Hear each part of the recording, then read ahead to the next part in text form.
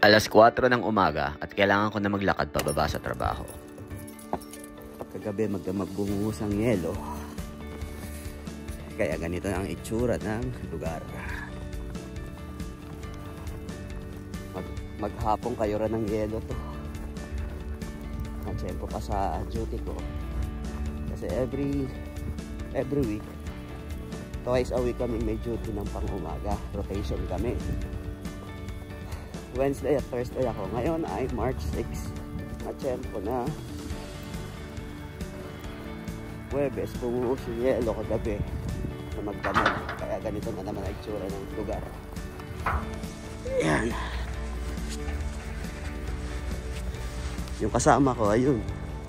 Traktora ang dala. Ako, magkakayod ng yelo. Mano-mano lang. Kapate! Yes! Siguro itong buhos ng yelo na to, ito na yung huli ngayong taon na to na pinakamalakas. Kasi March na eh. Halos patapos na rin ang winter. Kaya, okay lang yan. Maagang exercise. Pababa na ako dun sa opisina. Yan yung office namin. Ito ang itsura ng farm pag madaling araw. Ayan na yung truck. Dito kasi, pagka ganitong bumuhos ang yelo, lahat ng lugar na nilalakaran ng kabayo, katulad nitong mga to, galing doon sa loob ng kwadra. Kailangan kayuran namin ng yelo yan, tapos sabuyan ng asin kasi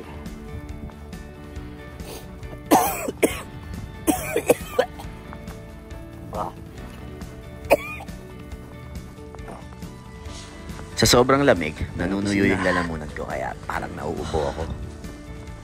Nandito na ako sa harap ng opisina. Mag-punch in na muna tayo ng time card.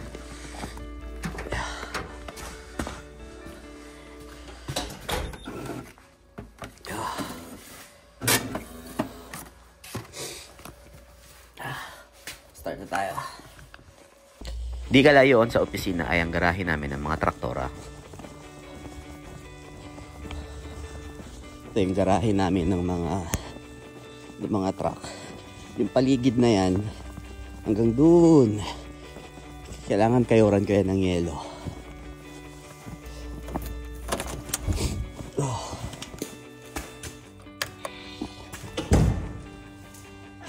Ito yung mga garahe namin ng truck. Dalawang truck na yan. Ito yung Ginagamit namin mga kayod pagka dito lang sa mga likod ng harap o likod ng opisina.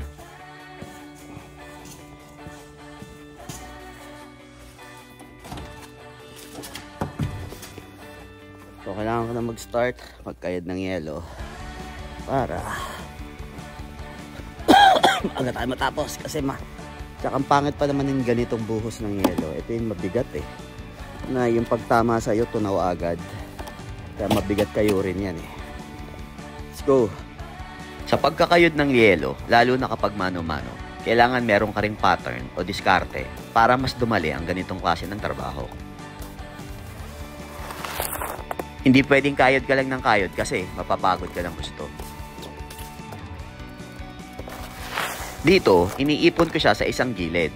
Kasi mamaya, pagbaba ng traktora, yung traktora ang dadaan dyan para mas madali siyang makuha lahat. Nandito naman ako ngayon sa harap ng opisina. Isa rin ito sa mga importanteng tanggalan ng yelo kasi ayaw ng sacho namin o ng boss namin na may yelo dyan paglabas niya. Mamaya, papasok sa opisina. Ito yung mga araw na sobrang lamig. Pero, pinapawisan ka dahil mabigat yung trabaho. Ang bigat ng snow eh. Hindi siya yung parang powder snow kasi pag ganitong pangapatapos na talaga. Yung ganyan na yung snow, mabigat. Kaya mahirap kayo rin. Ito tayo ulit.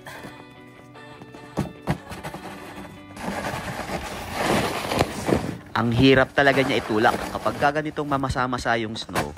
Masyado siyang mabigat.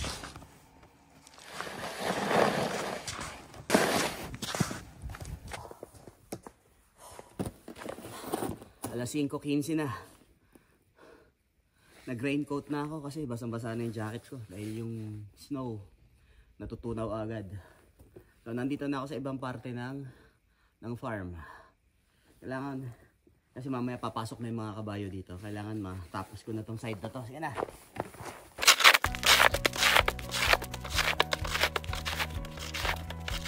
Malapit nang lumabas yung mga kabayo, kaya ginawa ko, 2 pala na ang ginamit ko para mas mabilis. Mas mahirap pero mas mabilis. Alas 5:40 na. Pero nagkakayod pa rin kami ng yelo. Dapat mga 5:30 tapos na kami. Paputok na yung liwanag. Pero pababa na rin yan si Taba. Si manager kasi. Kailangan mga 5 o 5 bago mag 5:45. Tapos na kami magkayod. Wala nang maingay kasi palabas na yung mga kabayo. Galing sa mga kwadra. Sarap kasi na-exercise tayo maaga pa lang. Ito yung mga kwadra. Dito nang gagaling yung mga kabayo. Lalabas dyan, papunta doon sa taas. Kaya yan ang mga kinakayura namin ng yelo. So ngayon siguro pagbaba, butik pa ako madulas. Pagbaba ni Taba, pahinga na muna kami. Tapos babalik ulit ng mga alas 8. Alas 5:41. Pinaakyat na ako ni Taba. Siya nagkakayod pa ng yelo. Traktora naman gamit niya. So ako pahinga muna. Hanggang bago mag alas 8. Balik ulit tayo sa opisina. Kasi marami pa yan. Yung buong paligid. Kakayura namin ng yelo ngayon yan maghapon. Tapos mamaya yung pinakamabigat. Yung kanal.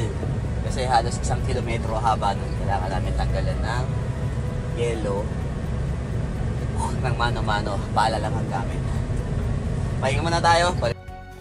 Sobrang sarap ng pakiramdam pagka nakapasok ka na sa kwarto mo na mainit, may heater, pwede kang magkape, maupo, manood ng TV, o ng palabas na paborito mo.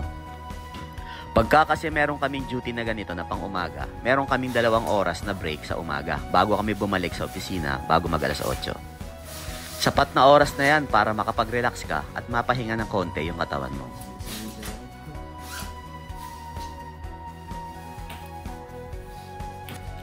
Ganito naman ang mga ginagawa ko kapag nakabreak ako sa umaga. Ikakabit ko yung headset ko, tapos makikinig ng mga bagay na pwede kong mapakinabangan dito katulad ng pag-aaral ng Nihongo. Sobrang ganda ng view sa labas. Talagang matatawag mo na para kang nasa loob ng Winter Wonderland.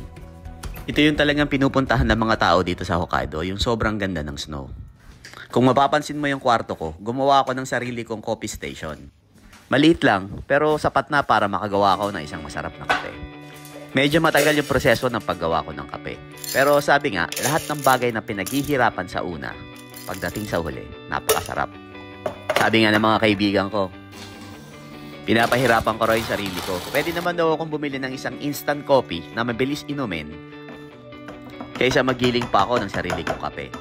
Pero para sa akin kasi, hindi mo bababayaran yung amoy, yung aroma ng bagong giling na kape. Ito kasi ang isa sa mga bumubuo sa umaga ko bago ako pumasok sa trabaho. Yung habang binubuhosan mo ng mainit na tubig, maaamoy mo yung aroma ng bagong gawang kape. Tingnan mo naman yung view ko dyan habang humihigop ng kape. At habang nagkakape ako, naglalaan ako ng oras araw-araw na mag-aral ng Nihongo. Ngayon nga pala ay nasa entry level na ako ng Nihongo. Ang ginagawa ko ngayon ay nagpa-practice akong magsulat ng kanji. Habang nanonood ng mga video tutorial sa YouTube, sinasabayan ko naman ang pagsusulat at pagbabasa. Pinipilit ko na maglaan ng oras araw-araw kahit mga 30 minutos lang para makapag-aral ng Nihongo. Lalong-lalo na kapag kanji ang pinag-aaralan mo. Kailangan araw-araw pinapractice mo to para hindi mo makalimutan. So ngayon ay 7:50 na. Balik tayo ulit dito sa farm para magkayod ulit ng yelo. Walang katapusan yan, maghapon yan. Balik muna tayo dito. Tayo ulit. Ayan ang oras. 7:56 na pala. Wala ko 55 lang. Let's go. Pumutok na ang liwanag. Kaya ngayong oras na to, kailangan ko namang kayuran ng yelo ang buong paligid ng farm, lalong-lalo na ang paligid ng mga kwadra ng kabayo. Ganon din ang proseso ng pagkayod ko ng yelo dito.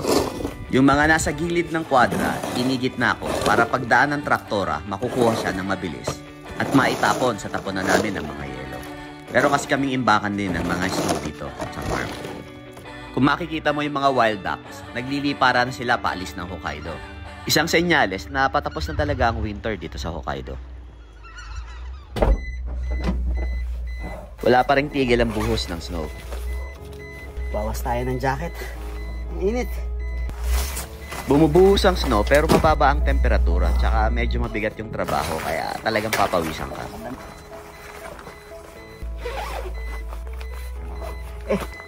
Ang iniinom ko dito ay maligamgam na tubig para kahit papaano makatulong na mapanatiling mainit ang katawan mo sa mga ganitong malamig na panahon. Naman tayo sa ibang parte. Dito naman tayo sa lugar ko sa Ang lugar naman na to ay kung saan ibinababa at isinasakay ang mga kabayo kapag paalisan ng farm. Kaya kailangan din matanggalan ng yelo agad. Kung mapapansin mo, halos wala kang makikitang ibang tao sa paligid. Wala kang marinig kundi huni ng ibon. Ito na. Kailangan natin magpala ng kanal. Yung mahabang kanal, papalahan na natin itong pala nito. Ito, ginawa ko lang to. Maiksi lang kasi to pero mahirap gamitin pag maiksi. So, ginawa ko, naghanap ako ng kahoy, nakakita ako ng kahoy sa basurahan, idinugtong ko na lang para hindi ko masyadong mahirap gamitin. Tapos, itong suot ko na sapatos ngayon, winter boots ko, hindi na pwede to. Kailangan ko na magpalit ng boots. Yung goma. Kasi nakalubog yung paa natin dun sa kanal. Habang tinatanggal natin yung yelo. Palit na tayo ng bota. Kailangan ko na magpalit ng mas heavy duty na boots. Kasi medyo mataas yung yelo doon sa loob ng kanal. Kung mapapansin mo yung loob ng boots, ang kapal ng padding. Para kahit papano, may panlabang ka sa lamig. Ang hirap na kasi magtrabaho kapag parang manhid na yung paa mo. Kasi sobrang lamig talaga dito sa Hokkaido. Papunta na tayo ngayon dun sa kanal, yung mahabang kanal, para matanggalan natin ng yelo gamit itong pala. Time check is 10:08. So, mga kulang-kulang 2 oras bago mag-alas 12. Kasi 12 o'clock, break time. Para makapahinga tayo ng konti. Palahin na natin to. Hindi matatapos to kung hindi natin sisimulan. So, game. Ito ang isa sa pinakamabigat na trabaho dito kapag winter. Kailangan kasi namin kaagad tanggalin ang mga yelong naipon sa loob ng kanal. Dahil kung hindi, titigas yan at magiging isang solid na yelo. Kami rin ang mahihirapan kung papabayaan namin tumigas yan. Pahinga muna ako saglit para makainom naman ng tubig. Dito, sa lugar na pinagtatrabahuhan ko, halos hindi ka makakakita ng ibang tao. Mas marami ka pang makikitang usa kaysa sa tao.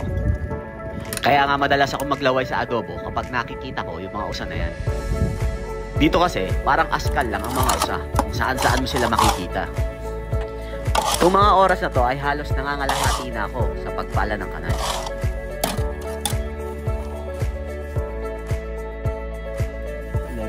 Na. Break na muna tayo. So, naka 200 meters ako. 900 meters na. So, walang ginawa ko. After lunch, mabilis na kami ito. Kasi yun, hindi ako pa sa break time na tayo.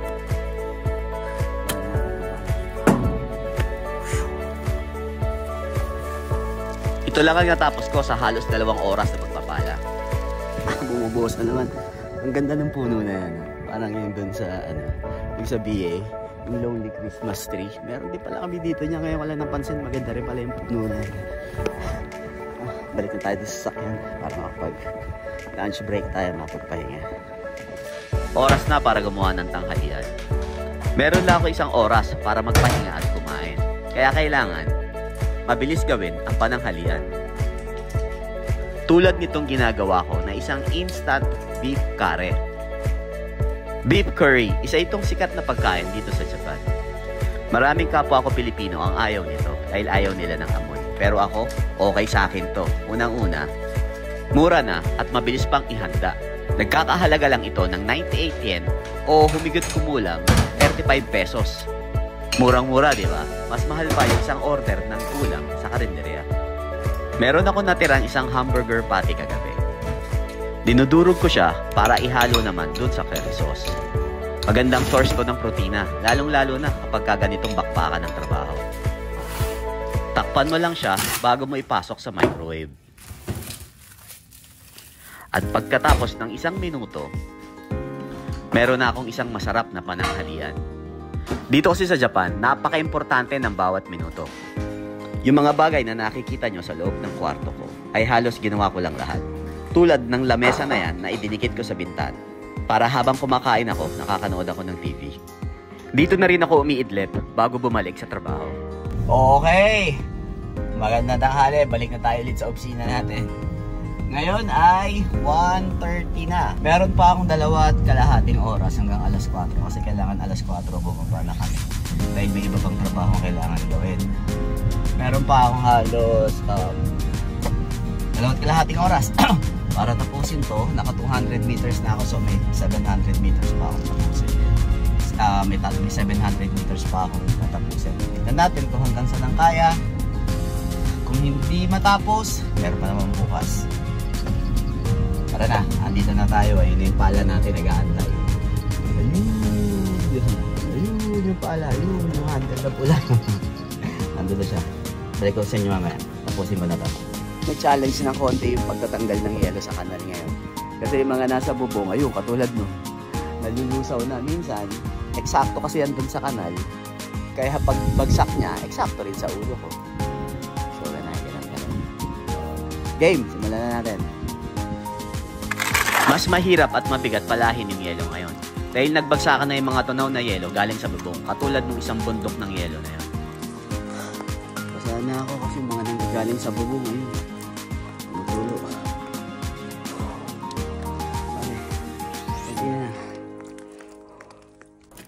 Tulad ng isang tumpok na yelo na to, na kailangan mo muna siyang tibagin bago mo siya maiahon palabas ng kanal.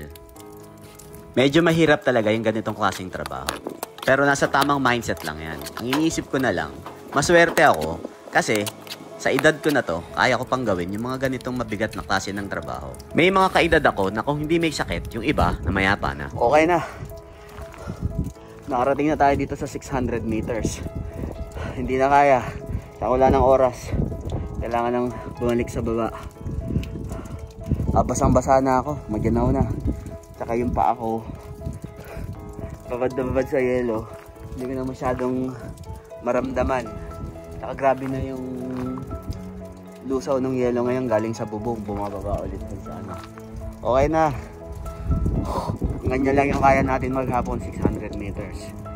Meron pa naman bukas at tsaka bukas maganda na panahon. Kaya dito na lang to. Baba na tayo ulit. Pagkatapos kong maligo at makapahinga, maghahanda na ako ng hapunan ko. Magluluto ako ngayon ng Pinoy liver steak na may konting twist ng Japanese style. Kasi nilagyan ko siya ng konting Japanese honey para mabalanse yung alat, asim, at tamis ng liver steak. Kumpiyansa akong sabihin na talagang masarap yung ganitong style ng luto kasi ilang beses ko nang ginawa to. Ganito ang paraan ng pagluto ng recipe ko na to. Pagkatapos mong hiwain ng maninipis ang atay ng baboy, lagyan mo ito ng 60 ml na toyo, 25 ml na kalamansi. Pero dito sa Japan, wala namang kalamansi, kaya lime juice ang ginamit ko. Yung boteng nasa gilid na kulay berde, yan ang lime juice na ginamit ko. Pagkatapos, lagyan mo ng 2 kutsaritang crushed garlic o giniling na bawang. Lagyan mo ng black pepper. Mas masarap yung freshly cracked black pepper kasi lalabas yung amoy ng paminta. Yung paminta, depende na sa panglasa mo kung mahilig ka sa paminta o hindi. At pagkatapos mo mapagsama-sama yung mga ingredients, imekos-mekos mo lang ang atay ng baboy. Maghugas muna tayo ng kamay dahil ilalagay na natin ang ating secret ingredients.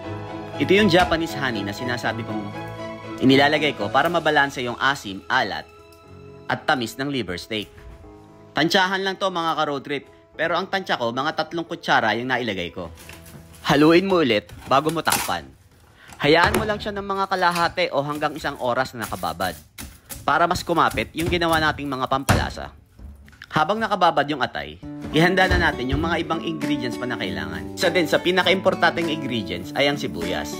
Ang ginamit ko ay puting sibuyas kasi may natural na tamis ito habang iginigisa mo na nakakadagdag din ng flavor sa lasa ng ating Pinoy liver steak. 2 katamtamang puting sibuyas ang ginamit ko na hiwain mo ng pabilog. Oras na para lutuin natin ang Pinoy liver steak. Mabilis lang lutuin ang ganitong klase ng ulam.